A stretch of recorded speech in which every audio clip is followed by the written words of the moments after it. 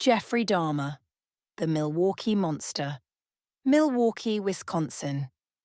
The summer of 1991 was in full swing when a young man named Tracy Edwards ran into the street, handcuffed and terrified. He flagged down a police cruiser, leading officers to the Oxford Apartments, a nondescript building that, behind closed doors, hid one of the most horrific crime scenes in American history. Inside apartment 213, the stench hit officers immediately. What they found was beyond comprehension. Human remains in the fridge, skulls in a filing cabinet, photographs of dismembered bodies, and evidence of rituals too twisted to imagine. The man responsible stood calmly nearby, Jeffrey Lionel Dahmer. Born in 1960 in Ohio, Dahmer had a seemingly normal upbringing, but darkness followed him from an early age.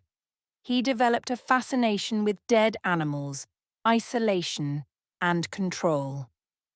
At 18, he committed his first murder in 1978, luring a hitchhiker named Stephen Hicks to his parents' home, then bludgeoning and dismembering him.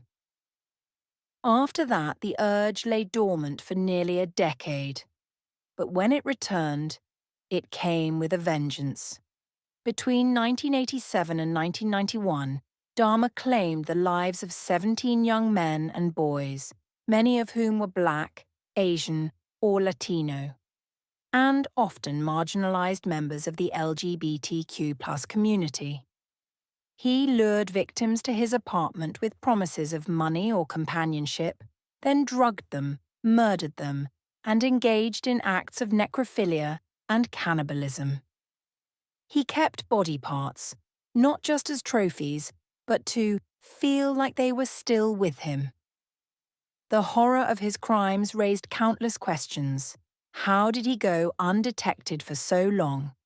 How did police miss the warning signs, including a moment in 1991 when officers returned a drugged, bleeding 14-year-old boy to Dahmer, believing it was a lover's spat? During his trial, Dahmer pled guilty but insane. He spoke with chilling clarity about his crimes, showing a haunting mix of remorse and detachment. He was sentenced to 15 consecutive life terms. But justice was short-lived. In 1994, just 2 years into his sentence, Dahmer was bludgeoned to death by another inmate at Columbia Correctional Institution.